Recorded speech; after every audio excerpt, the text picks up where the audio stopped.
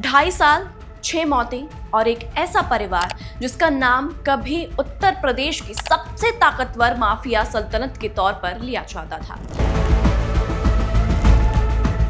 लेकिन आज उसी परिवार की कहानी मौत, जेल और फरारी तक सिमट गई है।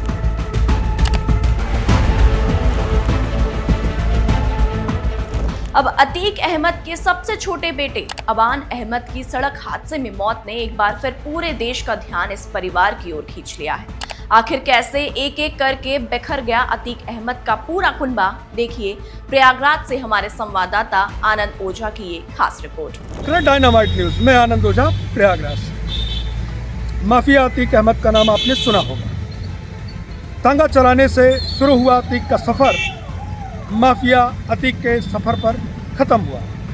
वो माफिया अतीक जिसकी तूती पूरे उत्तर प्रदेश में बोला करती है। अतीक अहमद को शायद ही कभी मालूम रहा हो कि एक वक्त ऐसा भी आएगा जब उसके पूरे कुनबे की बर्बादी हो जाएगी। 24 फरवरी 2023 को प्रयागराज के धूमनगंज में उमेश पाल की हत्याकांड में अतीक का नाम आया और अतीक फिर से उत्तर प्रदेश में चर्चा का विषय बन गया। अतीक अहमद उस समय साबरमती जेल में था। साबरमती जेल से उसको प्रयागराज लाया गया। यहाँ पर अतीक और अशरफ दोनों की हत्या हो गई। अतीक के बेटे का नाम लिया गया उमेश पाल की हत्या में। अतीक के बेटे असद का एनकाउंटर हुआ झांसी में। फिर मामला ठंडा पड़ गया, लेकिन अचानक आज 6 अगस्त 2026 को माफिया अतीक फिर से चर्चा में है, क्योंकि उसका सबसे छोटा बेटा अबान सड़क दुर्घटना में मारा गया।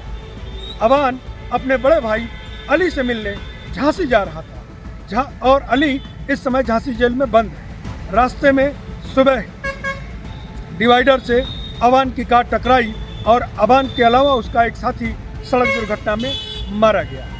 अतीक नहीं रहा, उसका भाई अशरफ नहीं रहा। अतीक का एक बेटा एनकाउंटर में मारा गया और आज अतीक का सबसे छोटा बेटा सड़क हादसे में मारा गया। अब अतीक के केवल 3 बेटे बचे हैं, उनमें से 2 जेल में हैं और एक अपनी मौसी के घर। कभी प्रयागराज की राजनीति और अपराध जगत में अतीक अहमद का दबदबा हुआ करता था, लेकिन साल 2023 में उमेश पाल हत्याकांड के बाद हालात तेजी से बदलने लगे। पुलिस की कार्रवाई तेज हुई और अतीक के नेटवर्क पर लगातार शिकंजा कसता गया। 13 अप्रैल 2023 को झांसी में यूपी एसटीएफ ने अतीक के बेटे असद अहमद और उसके साथी गुलाम को मुठभेड़ में मार गिराया। पुलिस के मुताबिक दोनों उमेशपाल हत्याकांड के आरोपी थे और लंबे समय से फरार चल रहे थे। अभी परिवार इस सदमे से उभर भी नहीं पाया था कि 15 अप्रैल 2023 को प्रयागराज में पुलिस सुरक्षा के बीच मेडिकल जांच के लिए ले जाए जा रहे अतीक अहमद और उसके भाई अशरफ की गोली मारकर हत्या कर दी गई। ये पूरी घटना कैमरे में कैद हुई और पूरे देश ने इसे लाइव देखा।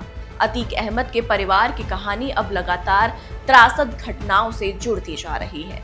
असद के एनकाउंटर, फिर अतीक और अशरफ की हत्या के बाद अब सबसे छोटे बेटे अबान अहमद की सड़क हादसे में मौत ने इस परिवार को एक और बड़ा झटका दे दिया है। दूसरी ओर अतीक के बेटे उमर और अली अभी भी जेल में बंद हैं, जबकि शाइस्ता परवीन लंबे समय से फरार है। ऐसे में कभी बेहद प्रभावशाली माना जाने वाला ये परिवार अब पूरी तरह बिखर गया है। फिलहाल आज के लिए इस वीडियो में इतना ही। और भी ऐसी स्टोरीज को देखने के लिए आप जुड़े रहिए हमारे साथ। तब तक के लिए नमस्कार।